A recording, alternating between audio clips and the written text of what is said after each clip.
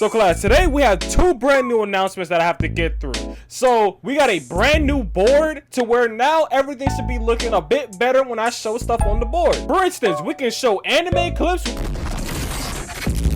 can show the GIFs, or we can show like, you know, some manga panels, and it actually looks kind of better. And you guys have a project that is due by next week.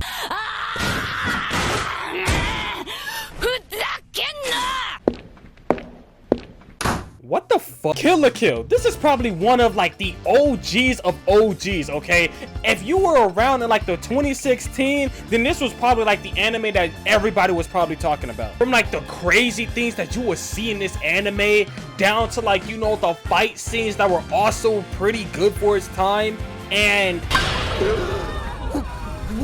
well, we're probably just gonna have to talk about that later. I swear to you, like Studio Trigger, they have not missed when it comes to the animes that they dropped. Like looking at this lineup, bro, like it's nothing but straight bangers. Well, enough of the rambling. Let's get into the anime openings because we got a lot of things to go over about this anime. Like starting off with the first anime opening, this is like the most iconic anime opening that I can think of. Anytime when you would just hear that first beat, like you will automatically know that it's just, yeah, this is Kill la Kill. Like even down to the visuals, like yeah, to be honest, like it's just like still frames of like the characters that we're gonna see throughout the anime. But like they have like some moving parts like with like Mako and stuff. But then we get into like the bass drop, and then that's when this anime opening starts to get serious because we start seeing some of the fight scenes in here. All around, I say like this is just like a really good anime opening. Like I'm gonna have to give it like I'll give it like a high B. And the only reason why I'm giving it a high B is because the second anime opening is literally my favorite. Down to the song, to the visuals, everything is just so good. You're trying to tell me when you hear that first part, you just don't immediately just start getting hyped? Or when the bass drop and you start seeing them fight, and when they start swinging on each other, the blood is painting the letters in the background. Like it's actually like really good and actually kind of creative. How can I forget about the one part in the song that just cements this as my favorite anime opening when the singer just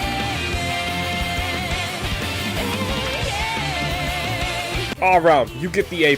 You get the A from me. Before we continue to like the anime portion of this, there's like one small thing that I kind of want to talk about that may or may not put people off from this anime, and that is fan service. For me, I like to cut up fan service into two different categories, which is unnecessary fan service and fan service with a purpose. Like let's not act like we don't. We all know what unnecessary fan service is. Main character does something, waves his hand, and then boom, the fans have been served. In terms of Kill la Kill, this anime is more so on the spectrum of fan service with a purpose, because to be honest, like the whole power system in this anime is the less clothes you wear, the more stronger you are. Now, if you're a person that can like look past the fan service and like, you know, kind of tolerate it, then you will literally have probably one of the best animes that you will watch by far. But if you kind of just don't even like fan service in your shows, then you're kind of missing out. You're probably going to be missing out on probably like one of the most uniquely animes of like how it kind of just presents itself, because it doesn't take itself too serious, but then it can get serious at times. For example, when we look at episode 1, we immediately just get started with this big brolic guy that can barely fit through the door, enters into this classroom because he's looking for somebody who stole one of these uniforms. So for him not wanting to be caught, he makes the great escape by popping a smoke bomb and literally just taking off.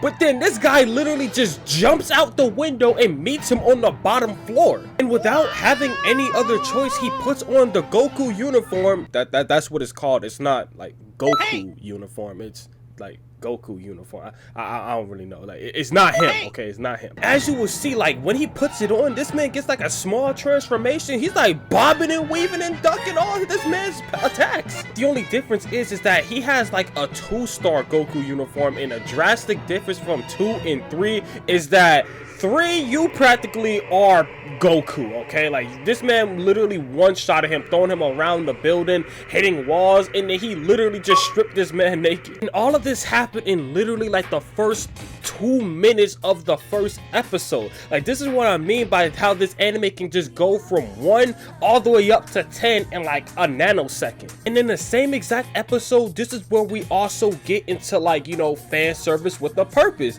Because when Ryuko first pulls up to the school, she starts talking her shit. She's trying to look for like the other parts of this scissor blade, but she's disrespecting the Queen Satsuki, and then she ended up getting rocked by the boxing guy. Now, since Ryuko doesn't have like a Goku uniform, she ends up running away because, man, she got beat the hell up. Like, this man was beating her. Her hands was rated E for everyone. So when she ends up running away, she ends up going to like this destroyed, burned down mansion, and we learned that this was like her father's mansion. She's pretty much practically trying to figure out who killed her father, and the only thing that he left for her was a piece of the scissor blade, and her killer has the other piece. So that's why she's trying to like look for the second piece. Then as she's walking around, she ends up falling down into this deep ass hole, ended up getting cut, and then this freaky deaky ass piece of clothing literally just pulls up and started, I can't say that. Put me on! Put me on! So after both of them like fuse together, then she ends up running it back because she wanted to save her new friend Mako. And when she spins back, it's a whole different game at this point. Now that she has the Kamui on, this guy is not doing any damage to her. Before, he was rolling her, now she's doing the rolling. All because she had to get naked. So with getting off of that topic, I can wholeheartedly say that Kill la Kill is probably one of the most unique when it comes to like art styles and like how it literally just portrays itself.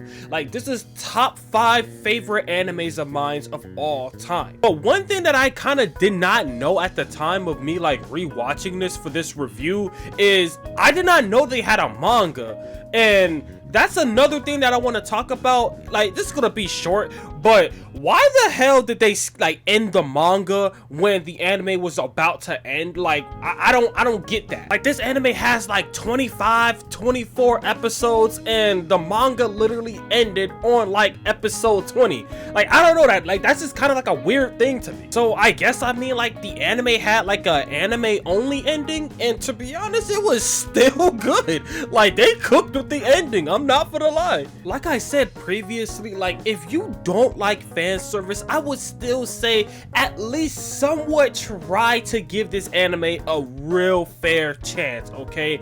Because you will not regret when I mean that this will probably be your favorite anime. And if Kill la Kill is your favorite anime, hey, leave it down in the comments down below and say that this is your favorite. And while you're down there, leave a like on this video. And if you haven't watched it, hey, watch the anime. Count this as like, I don't know, your homework for today. But with that being said, there goes the bell. Pack your things. Class dismissed.